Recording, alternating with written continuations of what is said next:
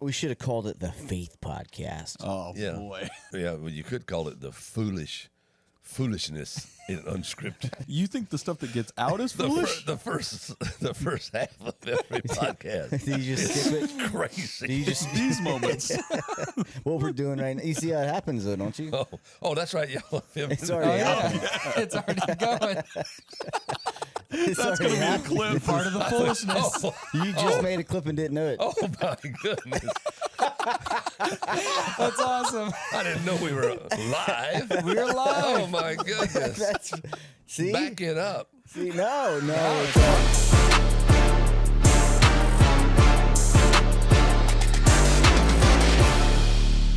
The way this has started, I'm realizing this is probably going to be an absolutely gem of an episode. It's going to be real good. He's like, what? This thing's foolish. This is Oh, great. I am part of the foolery now. That's right.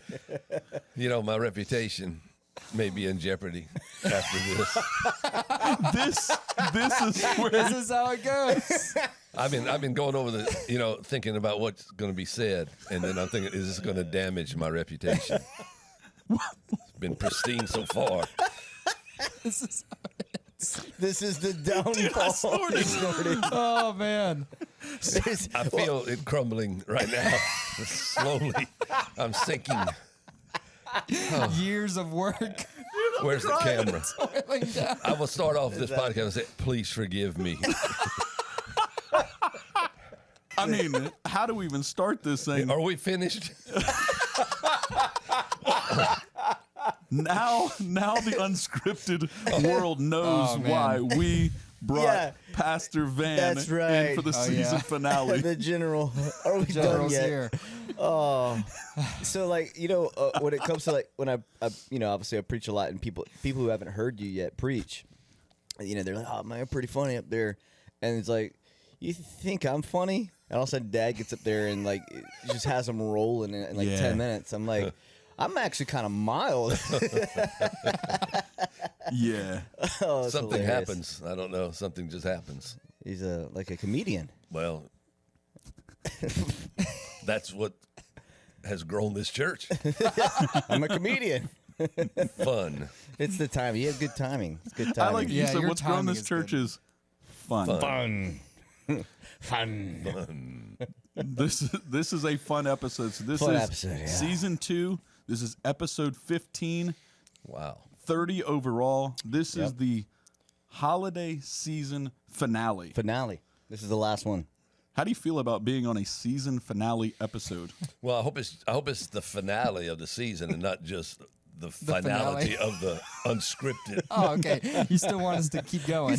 Are y'all going to keep going with this? Oh, yeah. Episode 100. I don't know where that number actually came. When we created just- this thing, we said, let's give it a year.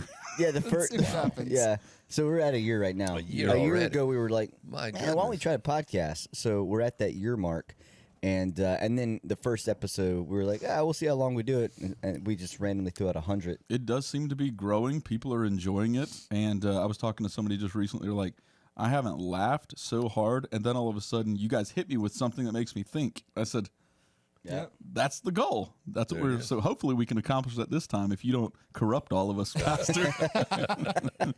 Well, we'll see.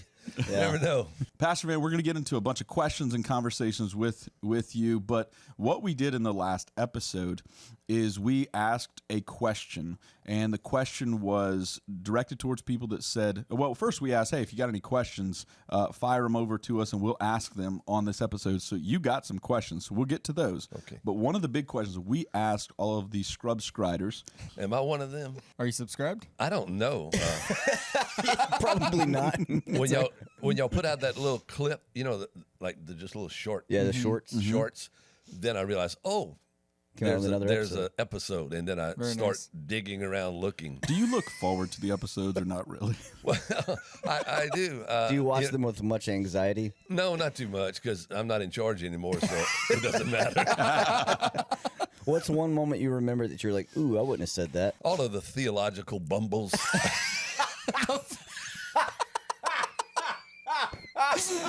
These guys have no idea what they're talking about. Bumbles.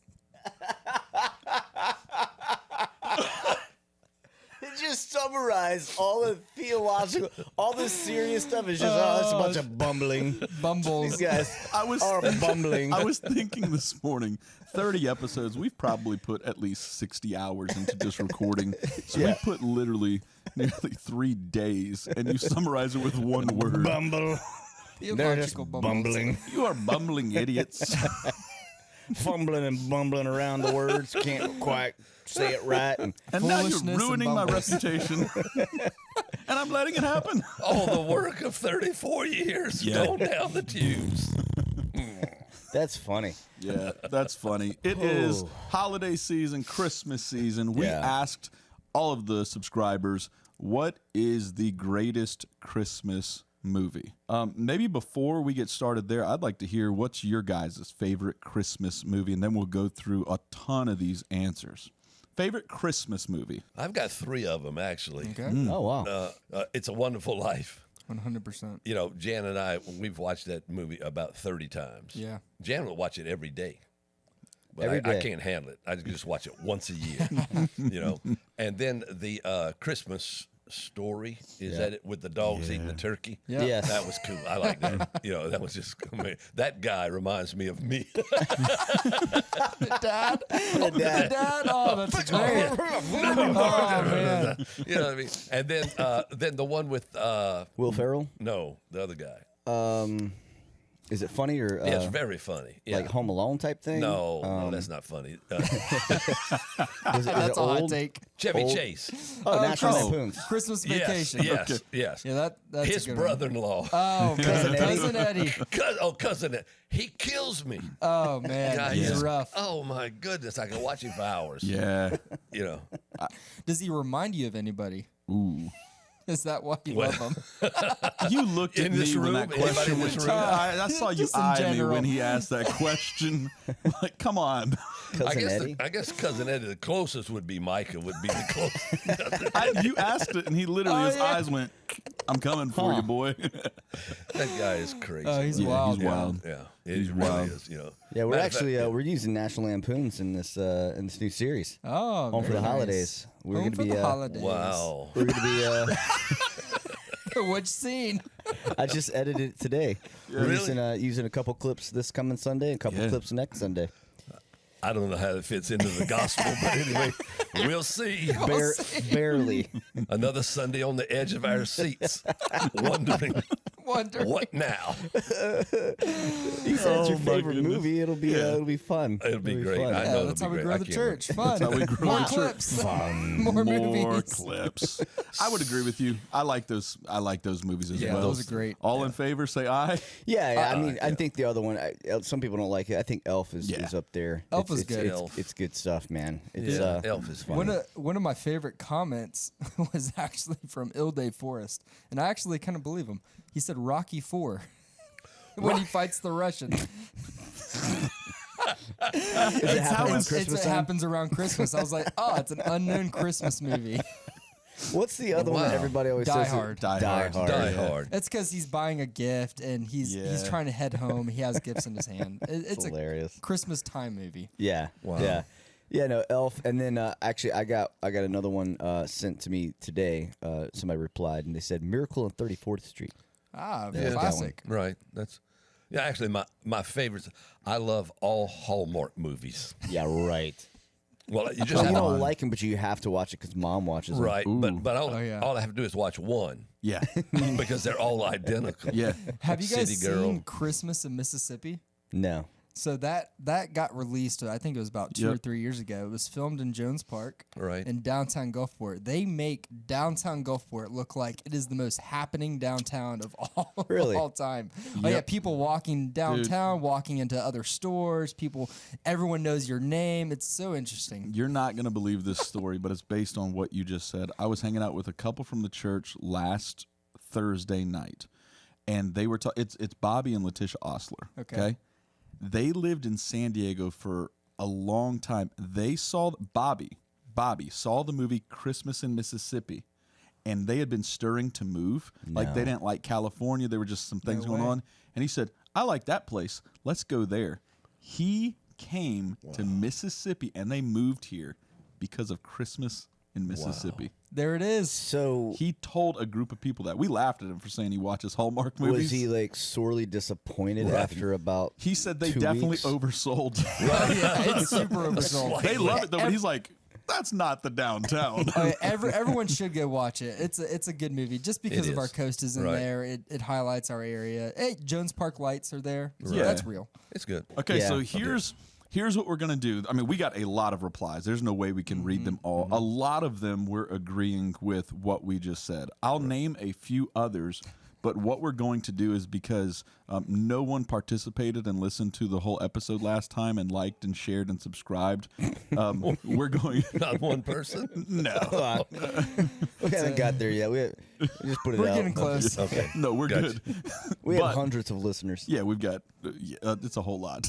But what we're going to do is we got to give away a Christmas sweater in a second. Okay. So we're going to let you give it away.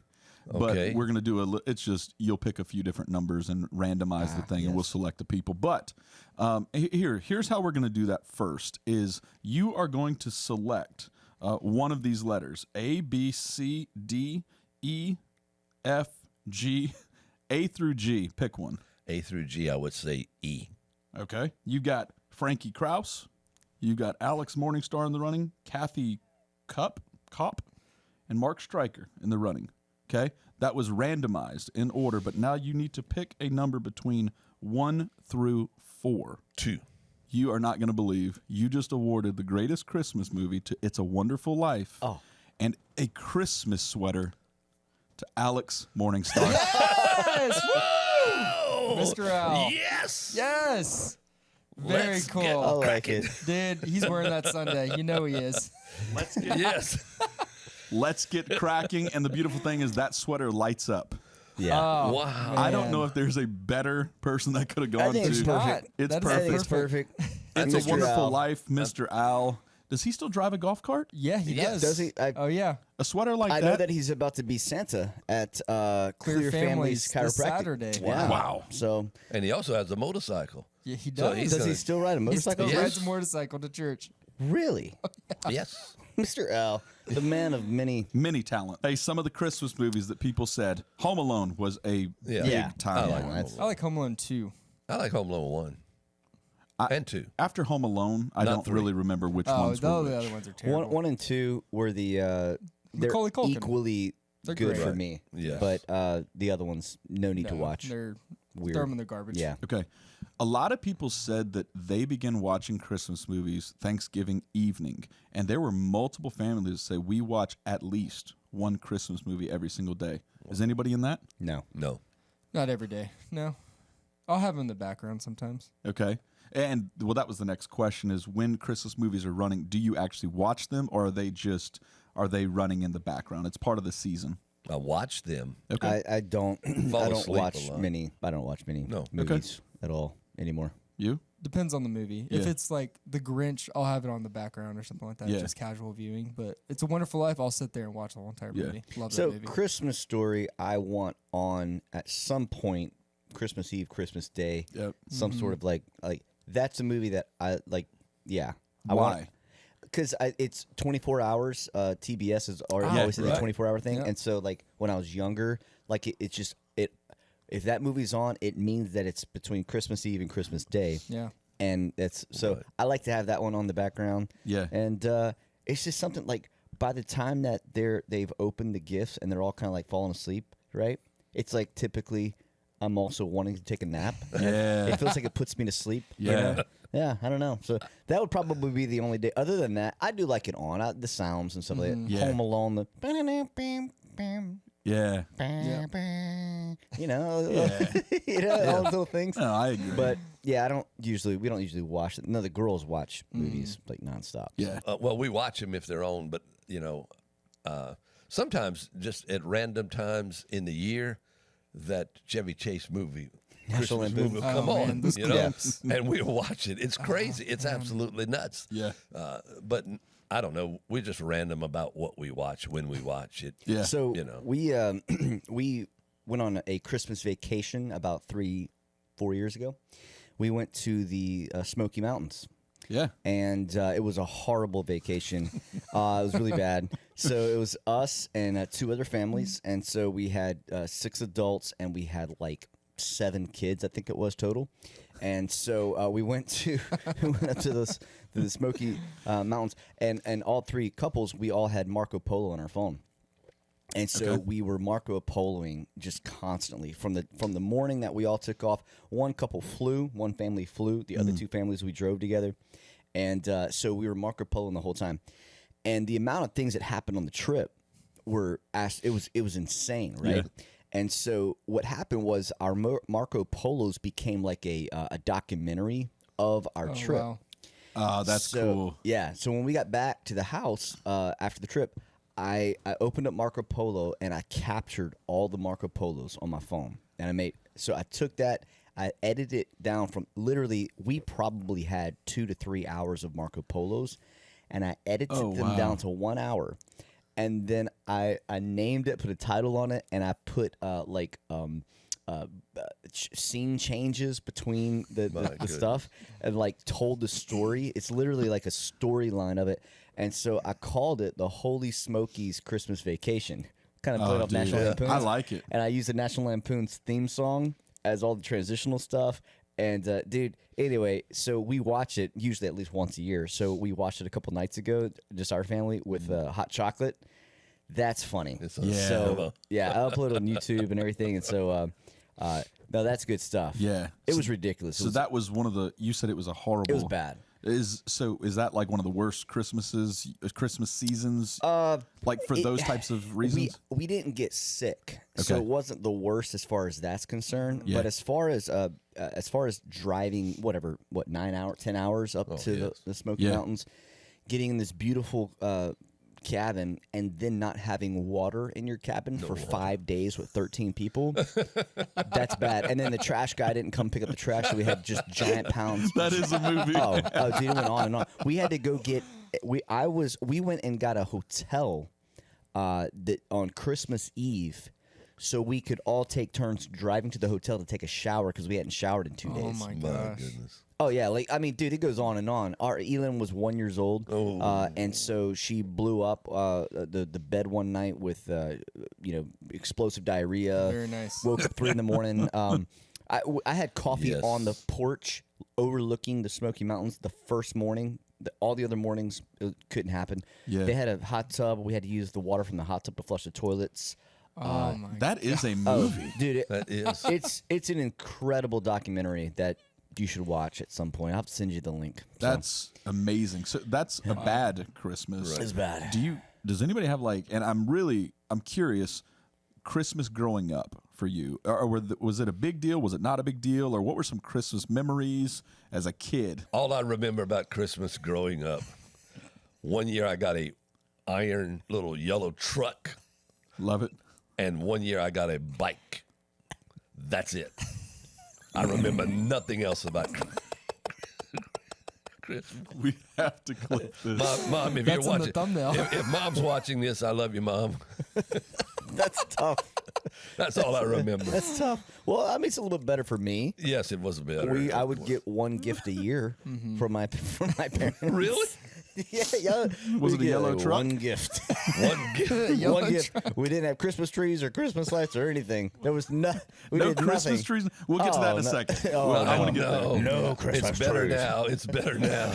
Well, the problem is we had no money. Yeah. That's what it was. But we blamed it on Jesus. We blamed it on the It's church. all pagan. It's all pagan, so we can't celebrate it. It's like, actually, we just don't have any money to get it. Which one's worse, bad theology or bad reality? Sounds like bad theology or bad reality. Bumbling theology. That's our next podcast, Bumbling Theology. That's what it'll be called. Yeah. Bumbling unscripted. Oh man. Yeah, I remember we would go to Louisiana, Right. And so we go there every year.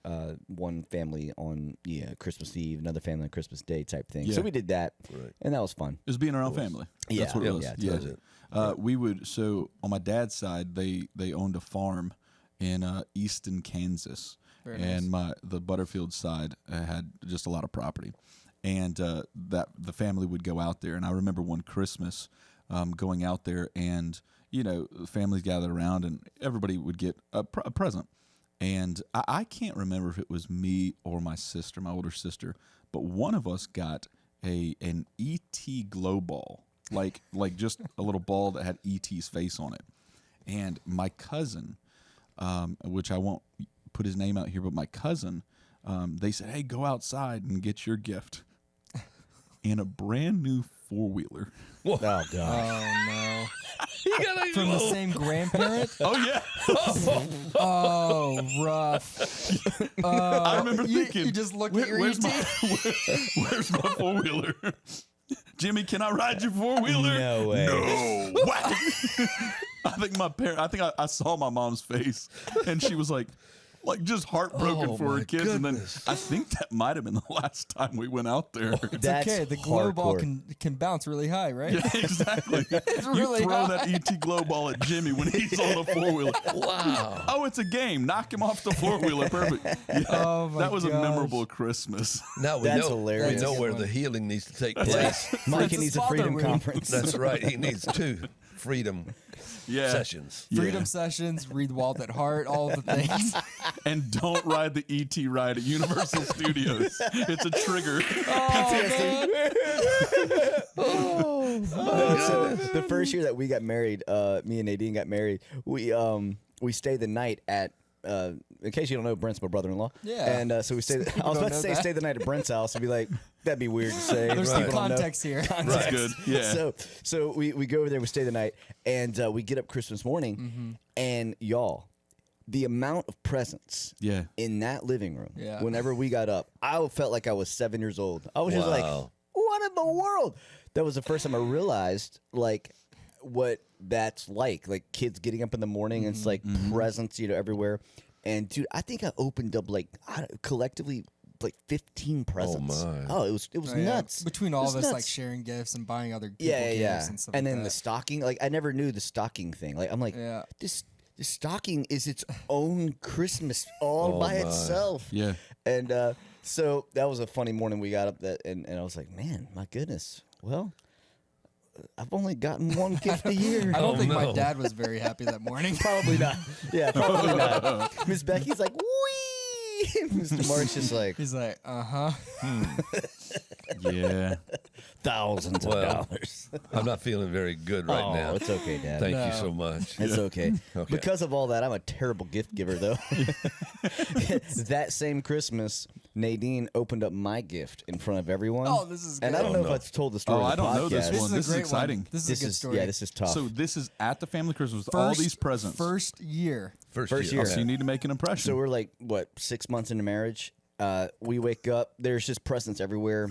And I've got Nadine one present. And she. Which is reasonable, honestly. Hey, Yeah, one we- present's good enough. We That's also all you had need. no money, you Yeah. know? So we had no money. Nadine Yeah. had lost her job by this point, so literally we're like living Yep. off. I was like $22,000 a year, I think, or Yeah. something like that. Newlyweds, like Media guy. yeah, media guy. I was just media Yeah. guy. You should see my office, the office that I had when I first came on staff. It was No nameplate horrible. on the door, Oh. right? oh no, I wasn't. I literally, it's a closet right now. closet. It's a closet. That was my office for years. Anyway, beautiful. So Was that after you were the school secretary? yes, immediately Oh, after. man. I filled the school secretary spot because the school secretary left and I had just lost my job when I was like 18, 19. So I was school secretary for Pastor 2 Van years. was like, I just got a hate job for you. Yeah. I hate what I that they made you wear a dress.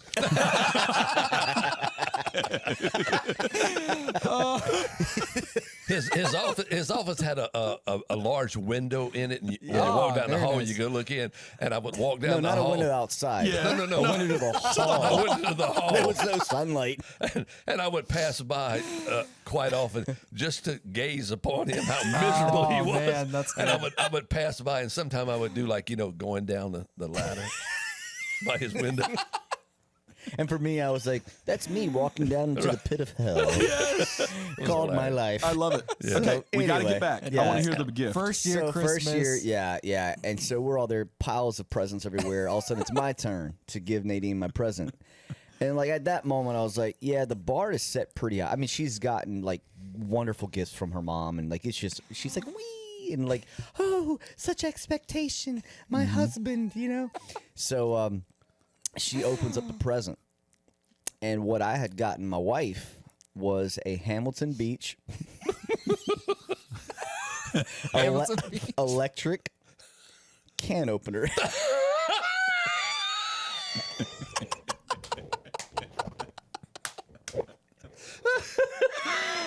I didn't know that. So when she opens it up, Not even cuisine art. no. That brother hit her with Hamilton Beach. I left the price tag on it too. I didn't think about it. It was Oh, still my goodness. $20. And whenever she lifted it up, Miss Becky went. She was like, "Oh," that's what she said. Oh, and Nadine was like, She knew. And She at that- already knew. At that moment, then I knew. I was like, Right. this was not. Yeah, this wasn't a Christmas. This isn't a Christmas gift. This is just like a Tuesday type of gift, Right. isn't Yeah, it? that's It's not a Christmas gift. Okay, duly noted. Yeah. Now, okay, all right. Now that we've had fun at my expense, all right. By the way, we went to my family's Christmas, and my mom asked Nadine, "So what did Jordan get you?" And Nadine looked at her and said, "A can opener." And my mom went, "Jordan." I love it. But Jan didn't mention that one year what I gave her for Christmas was 2 stainless steel, large, restaurant style spoons. Oh, I was hoping you were going to say like pots or pans. I was like, okay, that's going to be Skillet, nice. yeah. Oh, spoons. Steel Yeah, that's spoons. tough. Very nice. However, Like stirring spoons, like Yes, for cooking. For We cooking? kept them for a Large. long time, huh? we're Oh, still those will using last. them. They'll Still last have you them. 40 years. See? It was a gift that kept on The giving. gift, Oh, yeah. Cousin Eddie. That's the gift that keeps keeps on on giving giving. all Yeah. year round, Clark. Yes. Thanks, Eddie. Wait, one more thing. Yeah. I want to redeem myself a little bit. Okay. Yeah. So the real gift that I was planning on giving Nadine, I was going to give her the recording of our wedding. That's right. Whoa. And what happened was we had horrible computers that I was doing video editing at the time. We had horrible computers. Like, y'all, I would work for days on a video, literally days, and it would crash and I'd lose everything. Happened multiple times. I remember. It was horrible. And so anyway, that basically happened. The computer just gave out and I couldn't finish it for Christmas. So it was about a month later. I gave her a DVD because that's what you did. You had a DVD. Right. And I gave her a DVD with the wedding. And I was like, this is actually what I was going to give you for Christmas. And so it was a last minute thing. I had to run to the store. I was like, no, let me tell you why I got her the can opener too.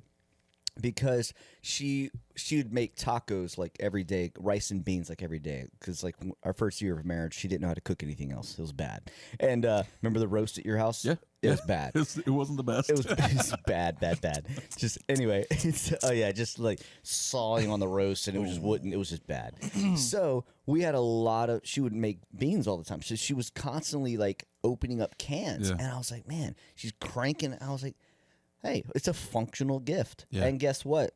We still got the can opener today. She used it like 2 days ago. Yep. There you go. Very nice. So whatever, There it man. is. Yeah. It's a good gift. 17 years later, here we go. Well, I think you get to a spot at an age where it becomes the functional gifts become the Yeah. good gifts too. Yeah, like You, right. might, you were just a Functional little early. I was Dude, prophetic. you were, that's where I was. That's exactly what I was going to say. So, Yeah, so- question: do you remember a time where you were not a fan of Santa Claus? Maybe at church, at home, and then I guess the follow up question to that is: are you a fan of Kris Kringle now? Let me preface this by saying I have nothing against Here's Santa Claus. the disclaimer. Disclaimer. It's here. because he's really not a real person. So, He was. well, that was a long time ago. I mean, Imagine all the kids watching this right now. That that's just, I'm trying to not crash up Blow a it bunch up, of it's okay. flowers. You know what I mean? The parents are listening to this podcast in the Right. car. Christmas Eve. We should have put a disclaimer there, like, "Hey, we're about to bust the bubble." Right. So to allude to the description that I had used on Santa in a church service many years ago, before I have matured into this, Yes. what I am now, What did you We're no call more him? Babylon. What did you call him? I called him a big fat red devil. Was that at the time you kicked the poinsettia out the door? No, that was a different time. Different time, different year. Was it the time you slammed the pulpit on down No, the stage? that was a different time. What about whenever you walked on top of the pews That was also a different time. or the chairs? That was different time also. Oh man. Oh my! He's like, what was the question? So the question I about hate you guys. So Or was it the time that you told people if they weren't dancing, they weren't saved? yes, no, that was also a different time. These were all I danced. I'm saved. I've danced. Woo. I'm square dancing. Can I talk about the dancing thing before I get on Santa Claus? And that is that I've repented of that because I realize now at 71 that I can barely dance. Dancing hurts. So I retract that statement. If you can't dance or won't dance, that doesn't mean that you're saved or not saved. There we go. Well, now that Want we've to get that clarified Cleared that the bubble up. 30 years later. Yeah. That was a babble. For all of those, That was a babble. for all of those who left the church that day, you can come on back now. It's a safe place. It's a safe place. However, I've realized that a lot of people really put a lot of stock in Santa. Yeah. Yes. You know what I mean? do. And I don't want to hurt anybody. So, What about Elf on the Shelf? Oh man.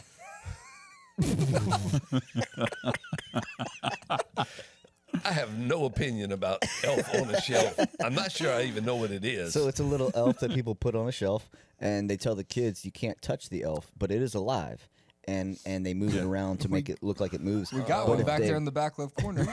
Dude, I kidding. thought we did.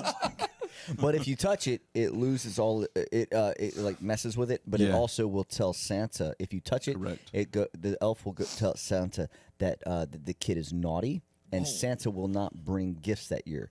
So kids buy into this like 100%, and they freak out if somebody touches There's it. all kinds of great videos on Yeah. Oh, yeah. Every night, the parents, we're going to spoil something. Okay.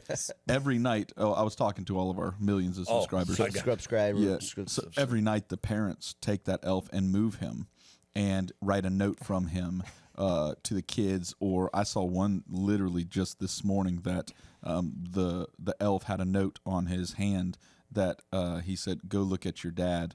And the elf had a bottle of fingernail paint beside him, fingernail polish. And so the kids woke up that morning, went and looked at their dad, and their dad had his fingernails painted. Oh. oh, wow. So it's like the elf the did elf did it. Yeah. Oh, okay. So it. Here we go. You're about to drop a It's a bomb. loaded gun. It's like, come on. So we're gonna lie to our kids. So I feel like this may be causing a certain amount of deception and unwarranted fear, and could possibly ruin a child's life, Ruin their whole life. their whole life. I mean, I mean, yeah. wow! I had no idea that it was so complicated. Yeah. Very much so. So would you prefer me to take the elf on the shelf back that I'm giving you for Christmas? Well, I mean, he actually goes around your house at night when you're Well, no, he sleeping. doesn't actually live. Oh, he's not real. He's not. Sounds pretty convincing to confused. me. I'm confused. Where are these elves? I'm thinking what a kid, 3 years Oh, old. man. that's 3 what years they old. Kid's He does. perspective. I A thought kid's you were talking perspective from your is like, perspective. oh my They- goodness, parents is he set in him up- my bed? Parents Yeah. set him up to be baking cookies in the morning, Yeah. all kinds of things. It's a big, wild. elaborate make-believe thing. I a don't lot of know, work. but I remember when Carrie was a little kid, and we went to a hardware store one Saturday morning to buy something during the Christmas season, and a little bitty tiny hardware store. Lo and behold, there was a Santa Claus sitting in a chair in the back, And so we went over there, and Carrie looked at him and said, "He's just a man in a suit." The classic Carrie. Yeah. That is Carrie in a nutshell, man. She's still Breaking the it same. down at 3 years old. Just took care of that thing right there. I refuse to go any further in this discussion. It may incriminate me, Yeah. or even it might even Discredit? discredit, Discredit. Lose Yeah. your influence with some of the toddler parents. or right. All right, enough about that. On to the serious Let's move stuff. on to the good stuff. Yeah. So we asked our audience, we asked them to ask you questions. We got the question, and it's kind of in the category of church world. What were some of the most fulfilling moments for you as lead pastor of Northwood Church? What were some of the highlights? Well, I think probably the greatest highlight of any pastor is watching people change. In other words, people surrendering to Jesus. I don't believe there's any greater miracle than that of a changed heart, of an individual who comes to Christ, broken down or prideful, maybe very successful, but realize their need for Jesus, and you see them change, but not only change at salvation, but to go on in their walk with God and to mature, to be church people, to be kingdom people, to see things from a different perspective in the world. That to me is the most rewarding of everything. And then on top of that, or to add to that, is to see certain people rise up in their calling with God and actually go the extra mile, and watch how God chooses people, men and women, to go further, because he sees everyone's hearts. He sees the motive of everybody's hearts. And he does call and choose people to do extraordinary things. And those two things put together really fulfills me as a pastor. It's really what keeps you going year after year, is the changed heart, changed people. How long were you lead pastor? 28 years here. So was that the highlight throughout it all? Like, that was the thing? Well, I think that's part of it. Then the other part of it is seeing you guys raised up. I was never smart enough to plan ahead every part of ministry and the future of the church and all that. I just kind of was so busy that I just went at it, and not realizing that you can remember MTI that we spent together, like 4 years of Thursday nights. Bible college. Ministers Training Institute. Right, Ministers Training Institute. And, we were going through that, but not realizing that really the staff of the church was in that room. Right. So you didn't know that at that time? No, not really. Not really. No, I did not know that. Did not plan that much. I was just sowing seed and seeing what would happen. When did you start to? 28 years of leading. It wasn't at year 28. Okay, I'm done. Like, when was the point in your leadership that you said, I need to start thinking about transitioning, or that next layer of leadership, whatever that would look like?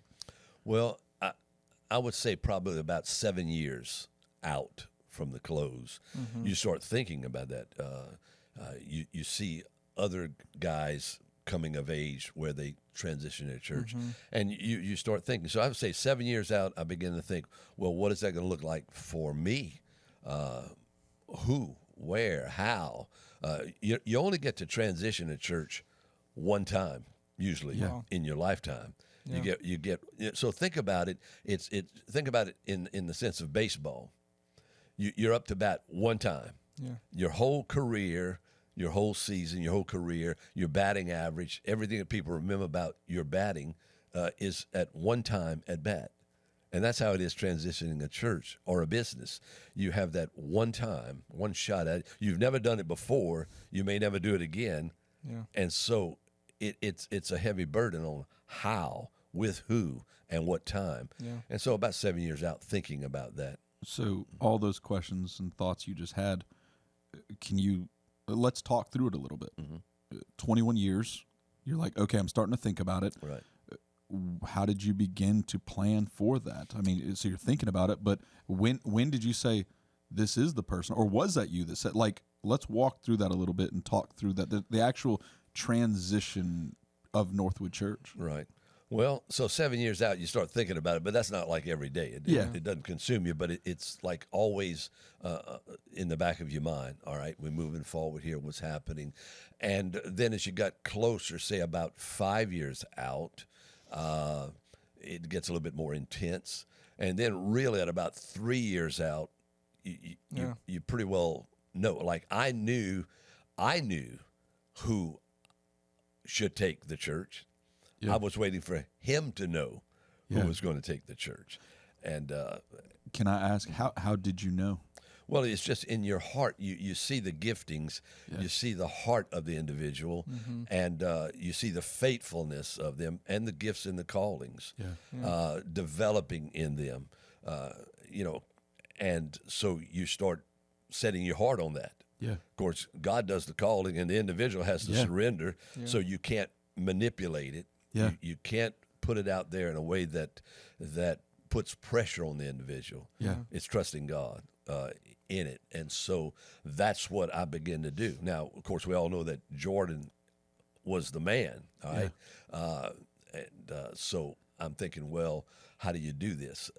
And I thought back about when he was 13, he was playing baseball. And at 13, they started traveling up and down the coast, travel ball.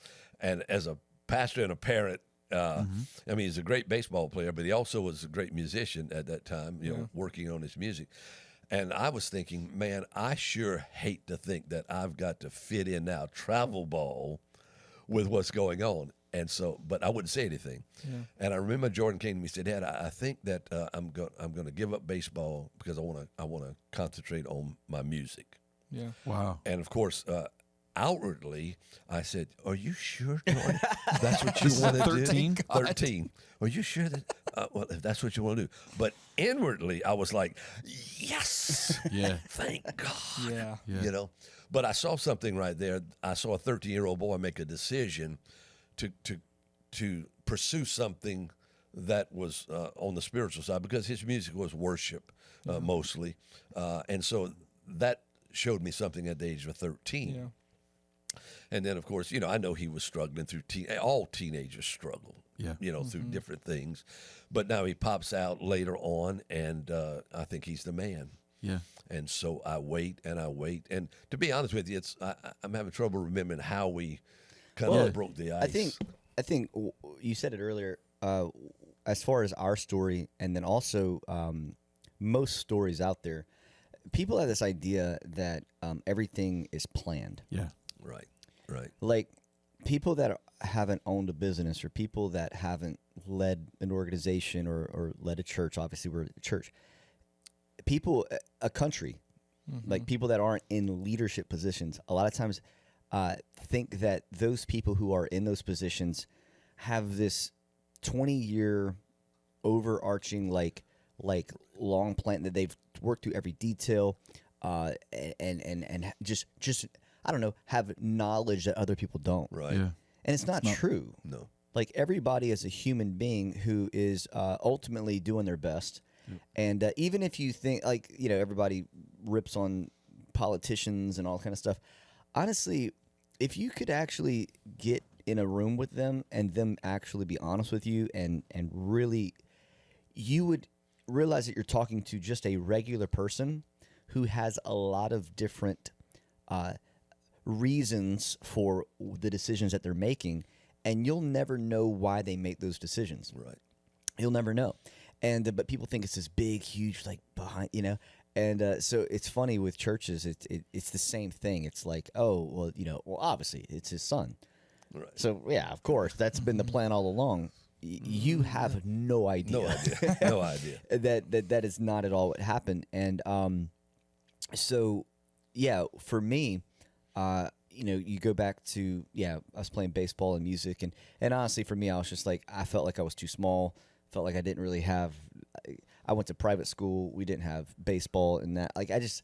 So at 13, you weren't saying I've got a ministerial calling. Oh God, yeah. no. Okay. No. I was just like, I like music, and I think I'm actually going to be able to use that more in my life than baseball. Yeah. Although I love playing baseball, Right. But also for us, we prioritize church above anything Yeah. like that. And so for me, I'm like, it's not going to be in the cards long term. It's just, hey, I'm at church on Sundays and Wednesdays, and that's just, and it wasn't a negative thing. Yeah. Yeah. Like it wasn't like, oh man, I gotta go to church. We didn't, like, maybe my sisters, we didn't have that in us. We weren't forced to do church.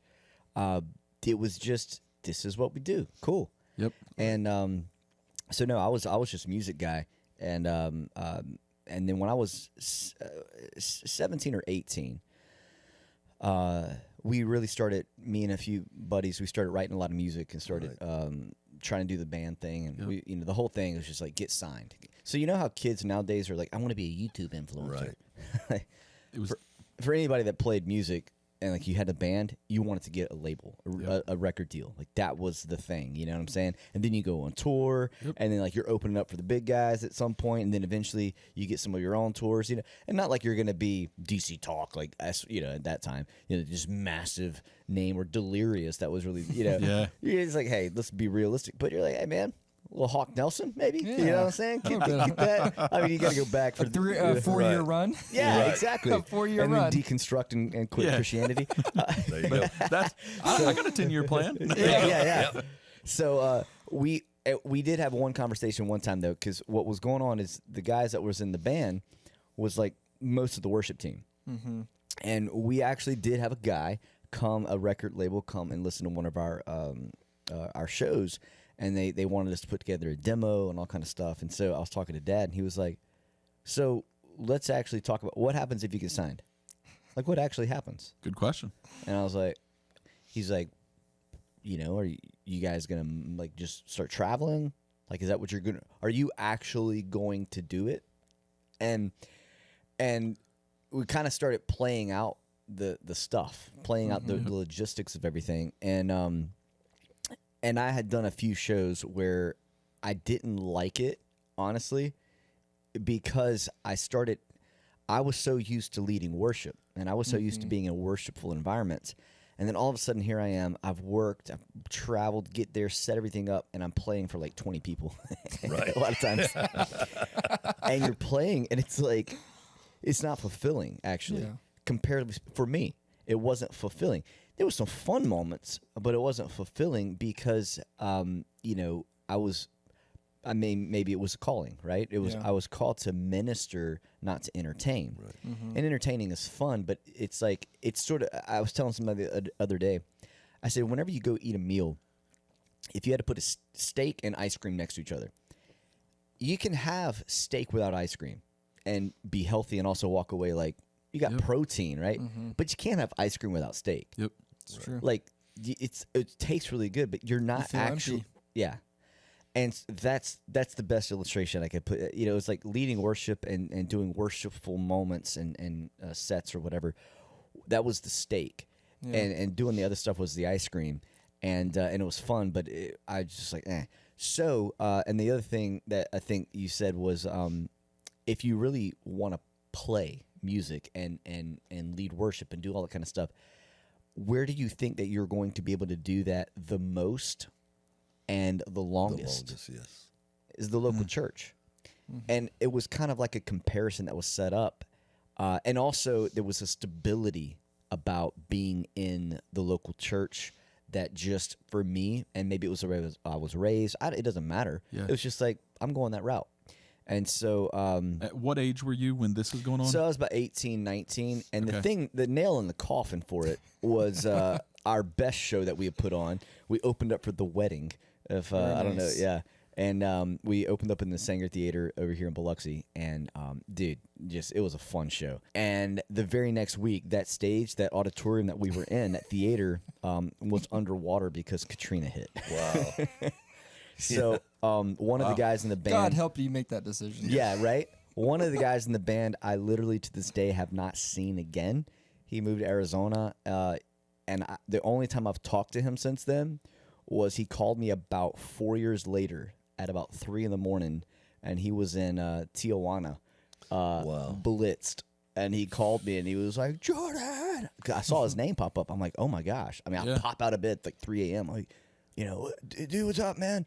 He was like, "What's up?" I mean, dude, he was like, "Oh," I remember he was cussing and stuff. He's like, "I'm messed up, brother," but he was partying. You know, He was Yeah. having a good time. Yeah. And but that guy went on, and then a couple other guys went to college. It just shut down, you know. Yeah. But it was like at that point I knew that I was not going to actually pursue that. Yeah. Yeah. So as far as what was kind of going on behind the scenes with me, you know, and you're talking that was 20 something Right, years, yeah. whatever years Long ago, time 20 years ago. Right. But as far as at that point, no, there was no. The only thing that I would have wanted to do at that point was media, worship, that guy, creative Yeah. type stuff. That was it. So now knowing, like, and hearing that, I'm thinking about people watching this and listening to this, but also just there's a principle that I'm not even quite sure we've ever really talked about. But when it came to a transition of a church, but also to that moment we were just talking about, the music, the career, as a dad, yes, as a pastor, but as a dad, there were moments that you had to hold your son like this, where it's your call. was there a temptation to do this? Could you have done this and held him and said, no, you got to do this? Or did you know that you were in a moment where I've just got to let him make his decision? What was that moment like? Let's start with the 17, 18, 19 side, and then we'll get to the other conversation. Well, one thing that helped me is that Jan and I traveled somewhere to one of your shows. Oh God! Now come on, Yes. come on. Yeah, and you went to Alabama. Babbling. I'm gonna sum up the whole show right here. I can do it right on this stage.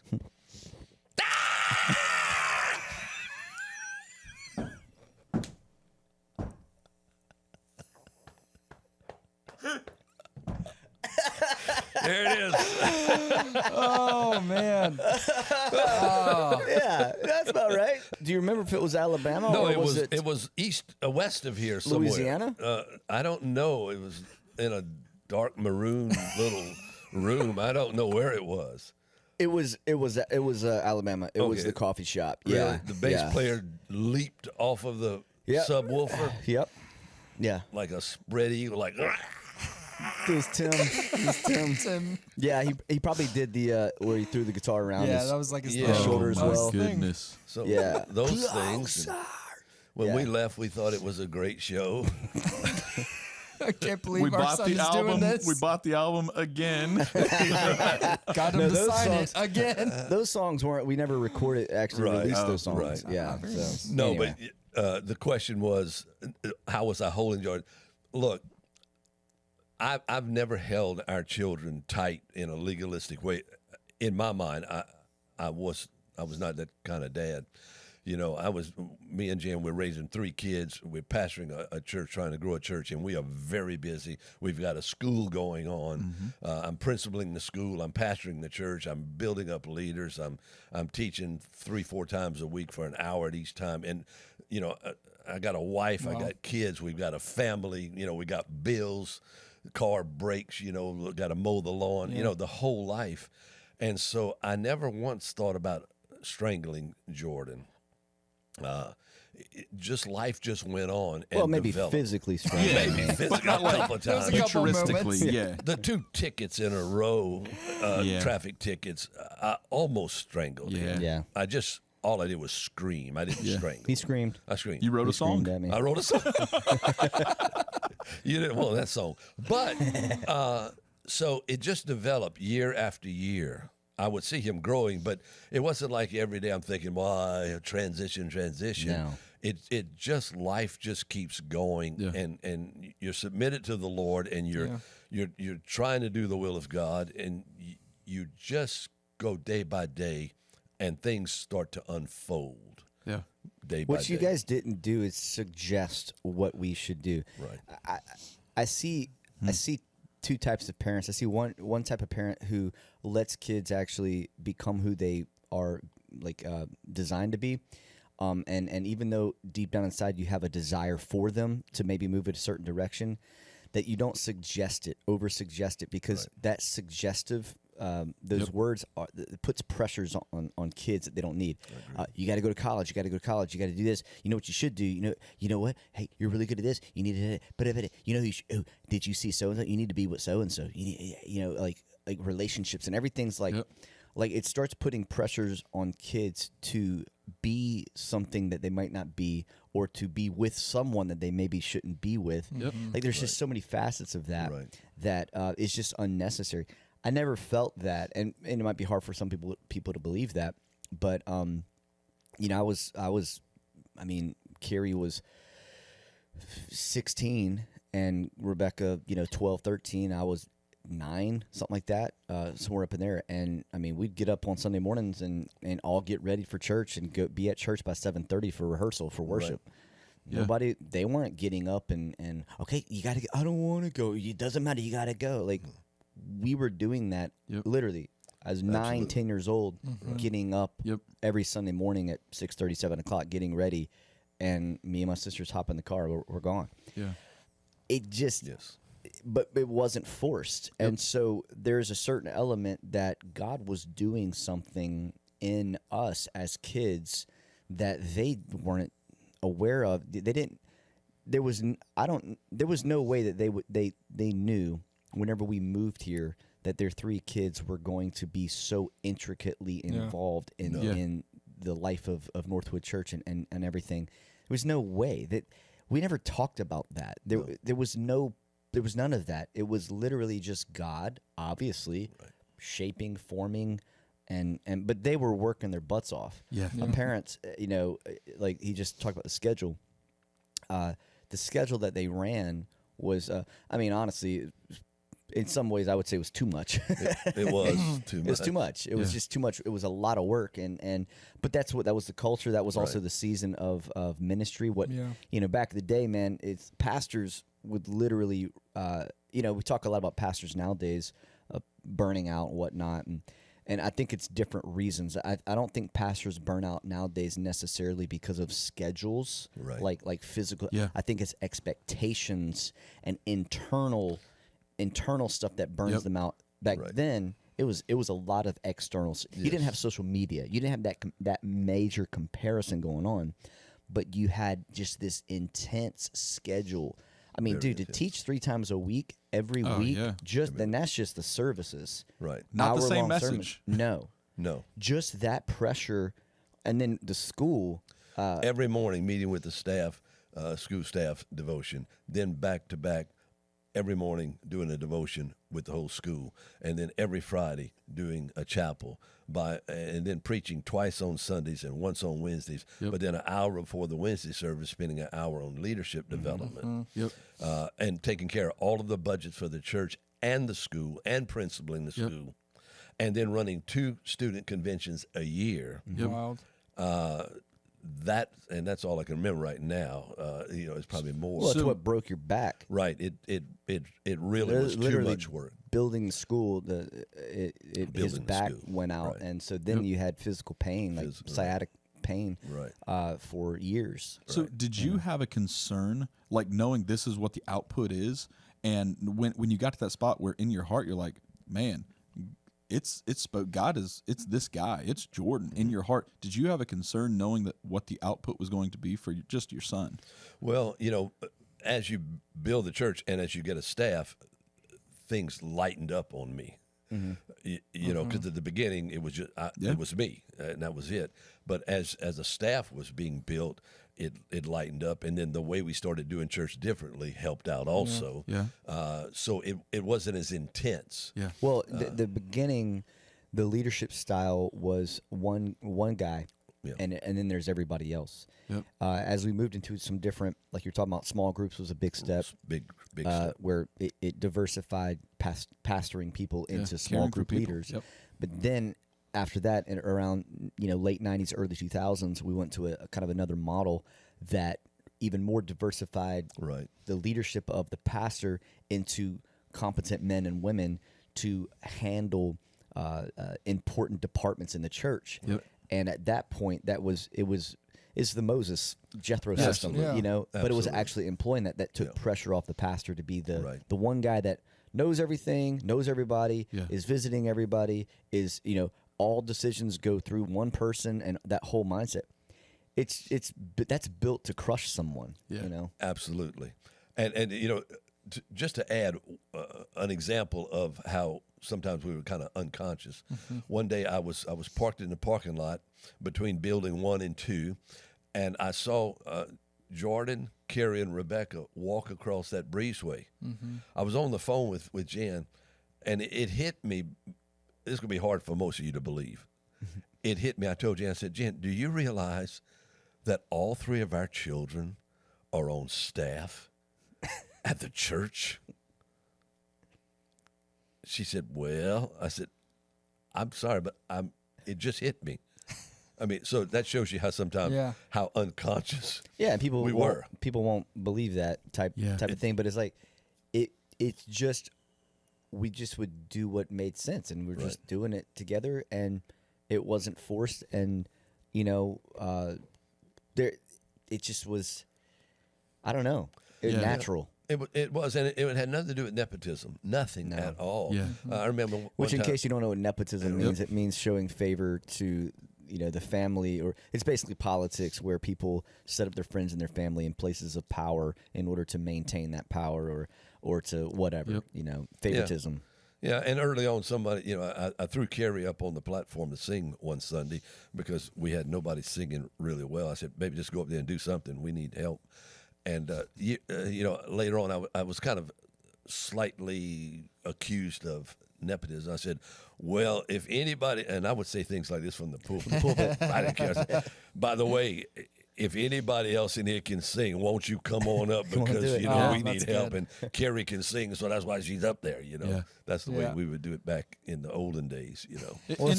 In any business, someone that's been there for any amount of time, that's been faithful or consistent in showing up, in performing, and executing tasks, they naturally get promotions. They receive more responsibility. That's in any business structure. If you're a good business owner or manager, Absolutely. But then when it happens in the church, it's, oh, you can't, Right. and that's just one of those things that's different in the church world, or at least from the outside. Well, people do it. People do it in business too. If a kid takes over their parents' business, and they grow that business, then they will hear criticism eventually that, oh well, you were given that. Right. Well, Yeah. Isn't you were that the given dream? that. So that's the problem. So when I look at the Bible, I see generations. Yeah. And I see that like what a beautiful thing for for the next generation to build on what the previous generation built. Yeah. And I'm like I see that as God's plan for everything. Yep. And but what's going on is in our culture, in American culture, that's the culture that I really know. Right. Is that we have a very individualistic culture. We have a very Self-made. I was about to say it, Yeah. self-made. And if you haven't made yourself, then you haven't done anything. And what it does is it causes people to constantly have to restart stuff from the Right. ground up. Yep. And really what it is, it's rooted in pride, because this is what it is. It says, look what I did. That's actually what people want to look back in 50 years, when they're 70 years old, and they can look back, and some people, man, yeah, when I was 25, when I was 20, I did this. Look what I've built. Right. And they don't want to say I built on what somebody else built. It's an individualistic thing, and it's unnecessary. Now, it's okay if you build your own thing. Right. That's not the problem, but it's equally okay to step into a business or a church or whatever and take the responsibility of it from the person who did it for a long time, and then take it and run from there. It's a relay race. Was there ever a time in you that says, I don't want to do this because this will be the outside 100%. perspective? 100%. How did you deal with it? First off, how do you break through that? a lot of tears. I cried a lot, because and that sounds kind of weak maybe, but whenever you're about to step into a hornet's nest, emotionally and all that, and like you're literally on the threshold of it, taking that leap, there's a fear, there's an anger, there's an anxiety, and it does a lot of different things to you. It affects you, and so I didn't want to be a pastor. I wanted to be a worship pastor. I was 100% satisfied in my role as being worship pastor and production guy. This is whatever now 8-9 years ago, somewhere up in there. Dude, in the season, whenever you were youth pastor, I was worship pastor. We were Impact Wednesday nights. You know what I'm saying? I'm playing drums in Impact. It was shake and bake. Like it was, yeah. Like that season for me was the sweet spot in what I would have considered. Me too. Those are some of my favorite moments. Yeah, it was. I love being the number 2, number 3 guy for a lot of different reasons. I get to fight for the number 1 guy. I get to protect. I get to take the brunt of things. You also don't have the main responsibility of stuff. Like you're not the tip of the spear, and so like you could just, I don't know. There's just less tension and pressure around some things, but you're also involved in moving the ball down the field with the team. But as far as just talent and gifting, it was easy.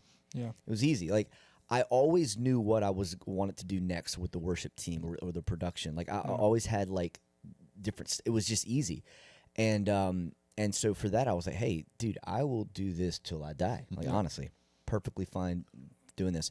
Didn't like public speaking. When I was youth pastor, I was like, this is not. I need to get back. I would do worship and then preach. And when I was doing worship, I'm like, this is me. Right. And then I start preaching, and I'm like, I'm just filling this spot. Like, Yeah. I'm really not excited about this. But I didn't like prep. I didn't like any of that. It was just like cumbersome. I didn't do any sort of public speaking in high school and stuff. I hated it. Every single time I got on the stage, people looking at me, other than if I had a guitar in my hand, I was like, this is weird. This is awkward. So I had no ambition to do that. I didn't feel a calling to do that. Really, what happened was, as far as I can remember right now, there was one time Dad said, he said, "Hey, in a couple months, I want you to teach on a first Wednesday," and we used to do first Wednesday services, like service. And I was like, my thought is like, why? Like, I'm not gonna do this, you know. I'm not that guy. So anyway, I was like, all right, let's see what happens. And so, so I put together a message. There's the other thing. Dad never sat down with me and was like, "Hey, let me teach you how to preach. You know, let's build a sermon together." What I like to do is, "Hey, let me show you my concordance." And like, you know, some people would think that that's how that it didn't. It was just like the way that we were raised up was, if you got it, you got it, and it'll show itself. And if you don't, you'll fall flat on your face. And it's not in a shame way, but it's just it's a sink or swim environment. Right. And honestly, life is like that no matter what happens. This whole idea that you always have to have somebody to take you along in the journey and mentor you and handle you, and if they don't do everything just right, that it's abusive and everything, You'll miss and all this a kind of stuff. remarkable amount of development. Yeah, well, it's blame. You're blaming people for your inadequacies. Yeah. And so, you know, here I am, mid-late 20s, and it's like, hey, go preach to adults for the first time ever, and Dad wasn't going to be there. Like, that's Right. what it was. So good or bad, it doesn't matter. That's what it was. And I preached somebody else's message, ultimately, and it was okay. You know, it was okay. And but something happened through that season where all of a sudden there was something about teaching people that all of a sudden I was like, that was kind of fun. There was something deeper about that I liked, you know, and then it just began to grow. And I mean, ultimately, just to kind of scoot forward a little bit in the story, Dad began to say what he said earlier. He said something like, I'm going to be here no more than 7 years, no less than 3, something like that, right? Right. And whenever he would say that, he wasn't saying that to me. He wasn't insinuating to me. He was saying it, and I was hearing it at the same time that everybody else was in the staff meetings or whatever. And again, people might be thinking, "Oh, behind the scenes, you're really talking about." No. I didn't want to talk about it, Right. because I didn't want to talk about it, not because I felt pressure. I didn't want to talk about it because I loved him leading the church. I loved following him, and I loved what was going on. I'm like, this season could stay like this forever, and I like that. I'm not the type of. I actually don't really like change. When things are good, I don't like change. Yeah. But then if you don't change, the good thing becomes bad because you got to keep changing. And so I was perfectly fine. Youth pastor, worship pastor, Casey executive pastor. We got a couple locations. Like, this is good. This is fun. And then it was like, Dad's like, I only got a few years left. And then we're starting, Long Beach at the same time. And all of a sudden, Micah's not here as much. And he's in Long Beach. And it's like, well, that's a big change. And it's not what it used to be, you know. It's kind of And then what began to happen is Dad began to lose vision. Right. And whenever he began to lose vision for what's next, the church began to stall. Now, people out there didn't know it. Right. You're right. People in the crowd didn't know it yet. But on staff, you could start feeling it. And he had ran his race. He was done.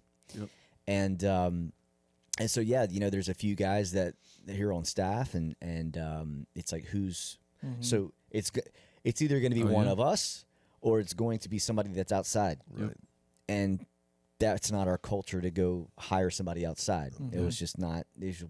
So then you start looking around, and it's like, who's the person, you know, and everybody's looking around. Like, you also. Everybody's like. I don't know. Mike's the oldest, and he's been the pastor, you know. No, so I can't tell you the exact moment that,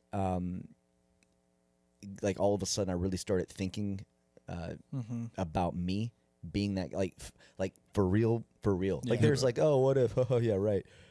But like for real. But I know that the pressure inside of my heart began to build, and so to your question of the whole nepotism, oh, it's just your dad thing. Yep.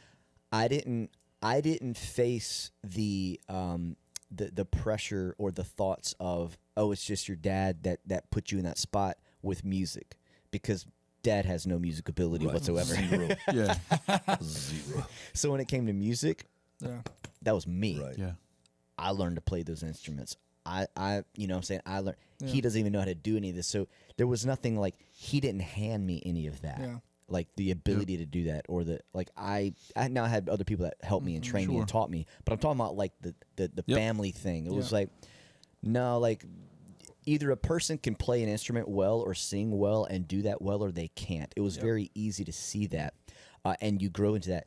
When it comes to this type of position, it's some of it has to be proven. Like like Right. if you can play the drums a certain way, then you step into a band and you play. It's like you kind of, you don't know if you can lead a church until you're like honestly leading the church. That's right. Like there is being associate pastor versus being pastor, being executive pastor versus being senior or lead pastor. Like that step, it is, and you'll hear it. Every pastor out there, you'll hear probably every CEO say the same thing. It's just different.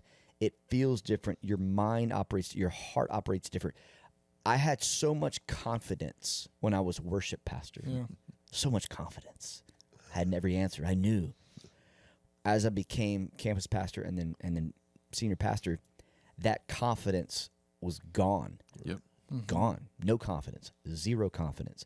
Some of it was because I didn't feel like I fit. I didn't feel like I was old enough, which that's debatable. It might not been. I don't know. Some of it is I didn't feel like I looked like a pastor. I looked like I was 25, not like I was 45, or something like that. So I didn't feel like I had a commanding presence, like what people would want to follow. I didn't think I was that good of a communicator. I didn't know that if I could lead the staff well. I didn't know if I had the strength, the character, honestly, to like hold just every facet of my life was.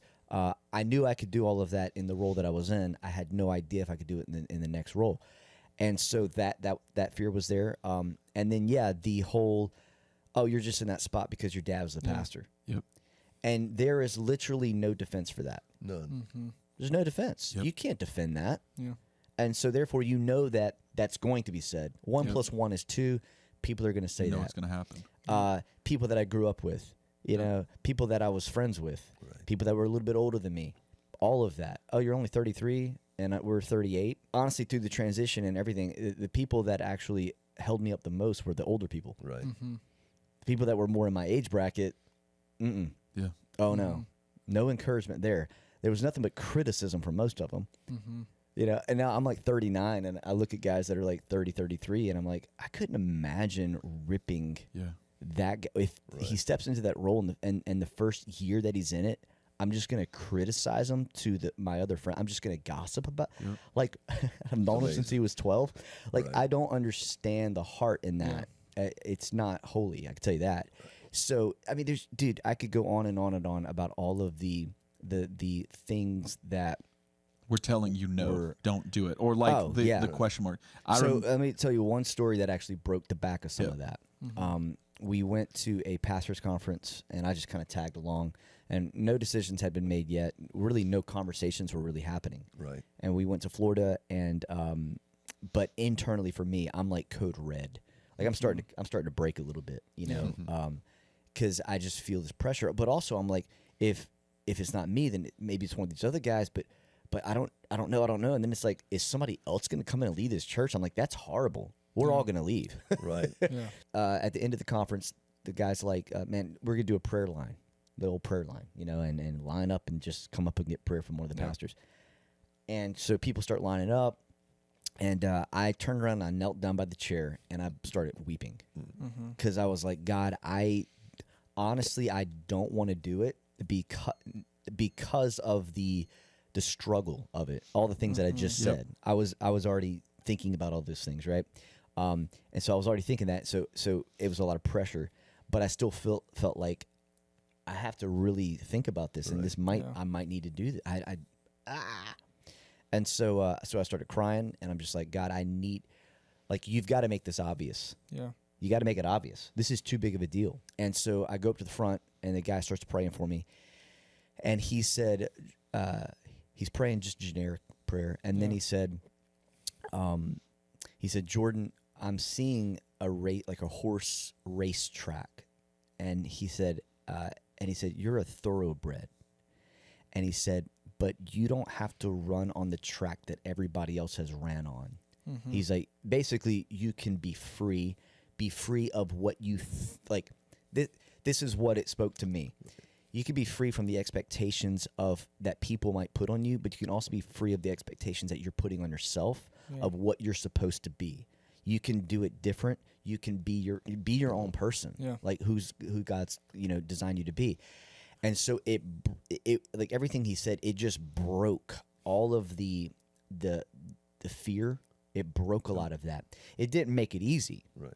But it broke the fear to where I came back and talked to Dad and met with Casey and stuff, and it was like I can say yes to this now. So that started the page turning of transition.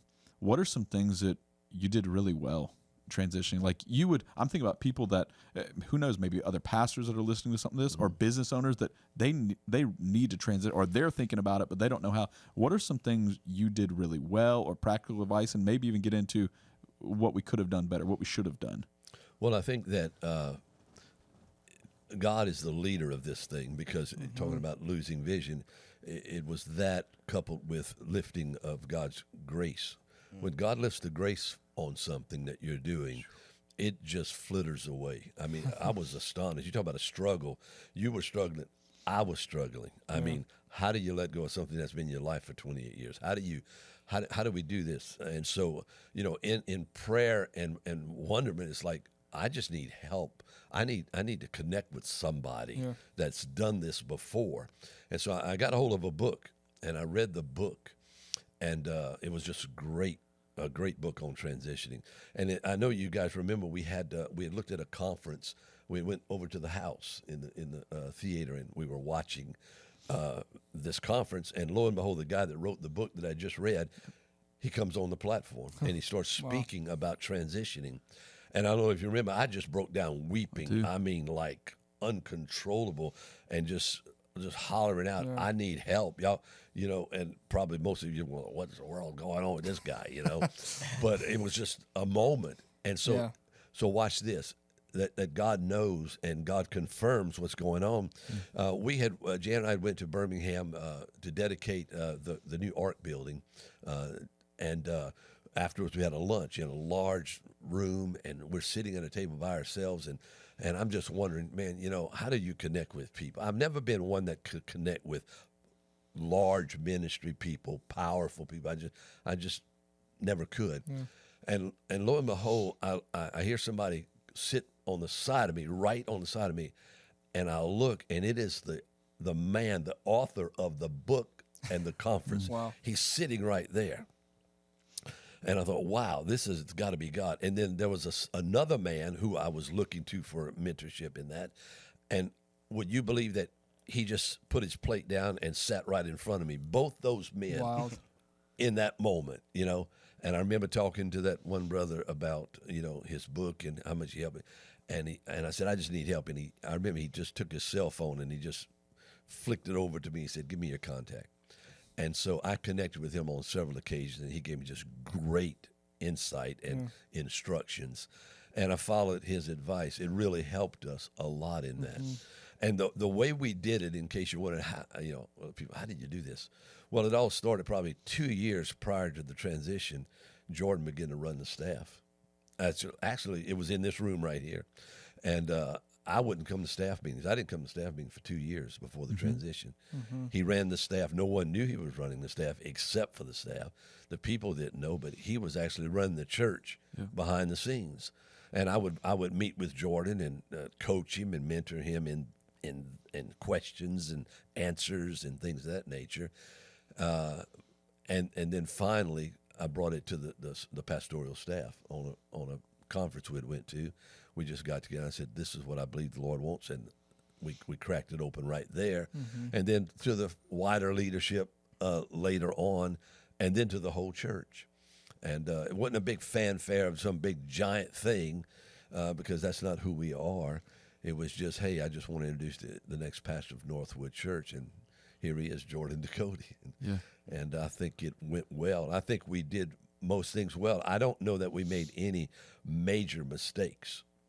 Yeah, I don't know that you can do any transition perfect. I don't think there's no transition in anything that's ever perfect. One thing I know that they told you in those conversations, and that you did pretty well, was they said, don't give, and maybe it was even Scott Bledsoe, but it was, don't give Jordan your church, give Jordan Jordan's church. Right. And so basically, Right.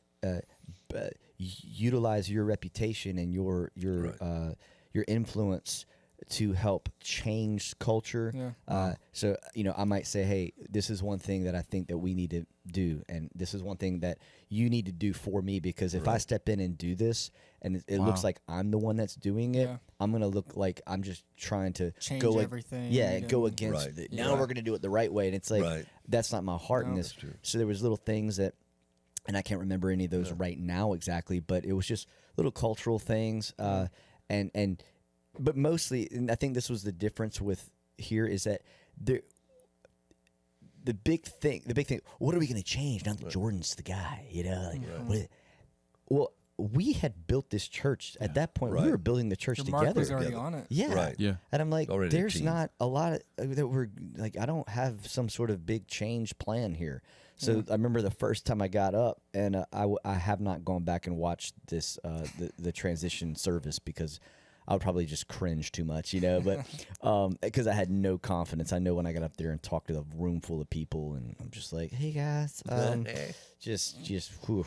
But I told him, I was like, so many people are like, what are we gonna do now? And I was like, we're gonna continue to do what we've been doing. Right. Like nothing's changing. Like we're running the same play.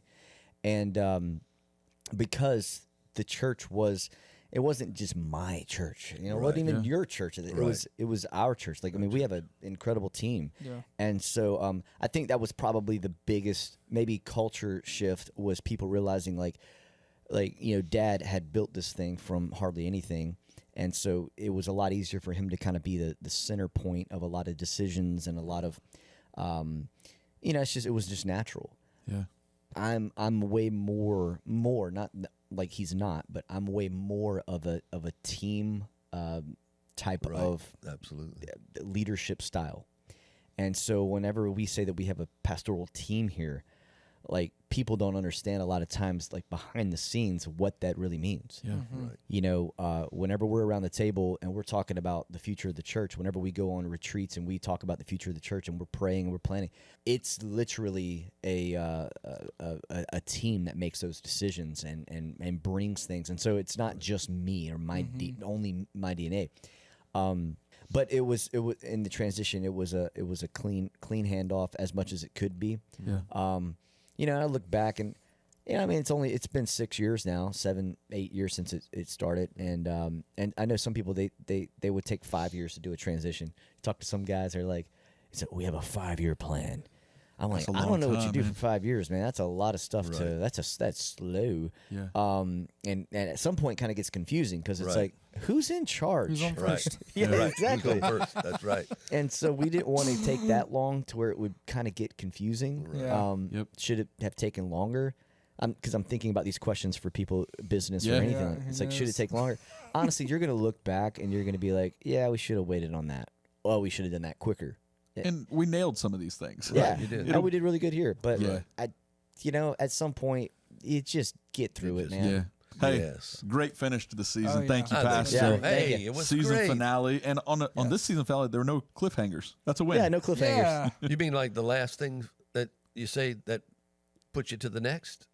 one or something? What is a cliffhanger? I have no. Like, What is Like a looking forward to the next Well, episode. there's Yeah, one. like, there's no closure to it. Well, I think y'all ought to keep doing it, but I think y'all ought to do 2 or 3 a week. Oh, okay. Let's No, get we're out. back in.